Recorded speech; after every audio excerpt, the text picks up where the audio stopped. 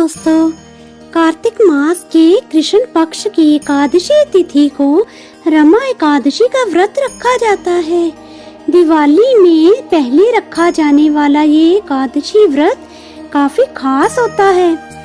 इस दिन भगवान विष्णु के साथ माता लक्ष्मी की पूजा करने से सभी मनोकामनाएं पूर्ण हो जाती हैं और सुख समृद्धि की प्राप्ति होती है। रमा एकादशी के दिन विधिवत पूजा करने के साथ व्रत रखते हैं। इसके साथ ही व्रत के दौरान इस व्रत कथा को पढ़ना या फिर सुनना चाहिए। माना जाता है कि इस कथा का पाठ करने से सभी कष्टों और पापों से छुटकारा मिल जाता है। आइए जानते हैं संपूर्ण रमा एकादशी की व्रत कथा। एक समय की बात है कि मुचकुंद नाम का एक सत्यवादी तथा विष्णु भक्त राजा था।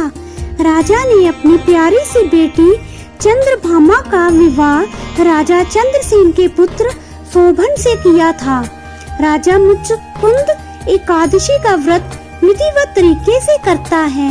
इतना ही नहीं, उसकी प्रजा भी एकादशी के नियमों का अच्छी तरह से पालन करती थी।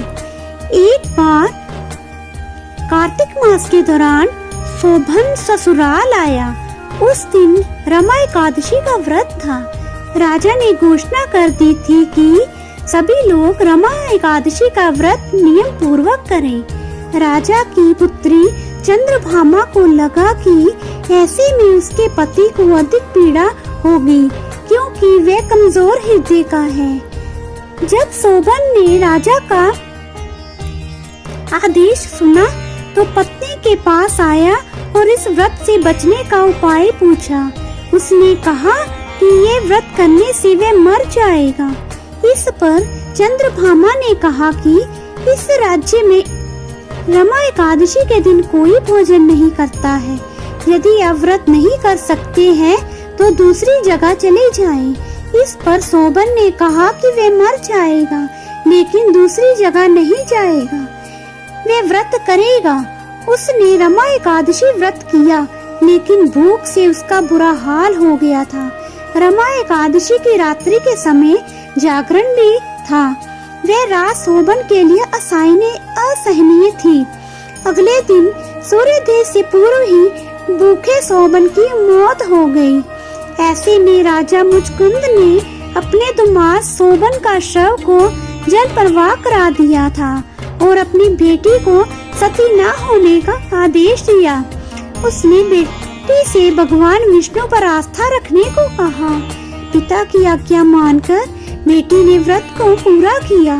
उधर रमा एकादशी व्रत के प्रभाव से शोभन जीवित हो गया और उसे विष्णु कृपा से मंदराचल पर्वत पर देवपुर नामक उत्तम नगर मिला।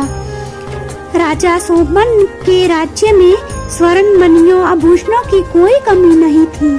एक दिन राजा मुचकुंद के नगर का एक ब्राह्मण तीर्थ यात्रा करते हुए शोभन के नगर में पहुंचा, जहां उसे राजा शोभन से मुलाकात की।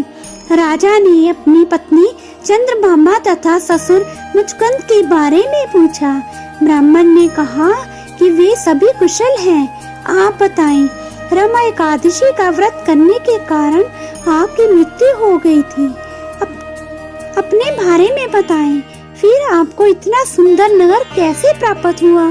तब शोभन ने कहा कि जब सब रमा एकादशी व्रत का फल है, लेकिन यह अस्थिर है, क्योंकि वह व्रत विवशता में किया गया था, जिस कारण अस्थिर नगर मिला, लेकिन चंद्रभामा इसे स्थिर कर सकती है।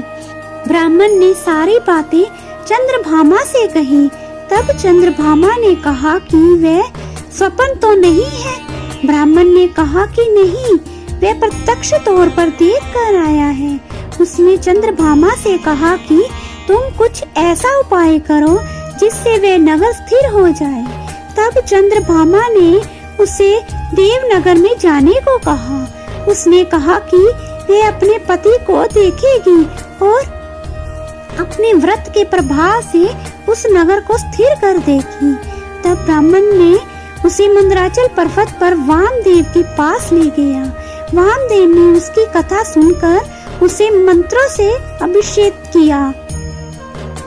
फिर चंद्रभामा ने व्रत के प्रभाव से दिव्य देह धारण किया और शोभन के पास गई। शोभन ने उसे सिंहासन पर अपने पास बिठाया। फिर चंद्रभामा ने पति को अपने पुण्य के बारे में सुनाया। उसने कहा कि वह अपने मायके में 8 वर्ष की आयु से ही नियम से एकादशी व्रत कर रही है। उस व्रत के प्रभाव से यह नगर स्थिर हो जाएगा तथा यह प्रलय के अंत तक स्थिर रहेगा। दिव्य देह धारण किए चंद्रभामा अपने पति शोभन के साथ उस नगर में सुखपूर्व रहने लगी। बोलो सत्य भगवान की जय। दोस्तों, अगर आपको ये मेरी कथा पसंद आई हो तो आप इसे लाइक एंड सब्सक्राइब जरूर करें।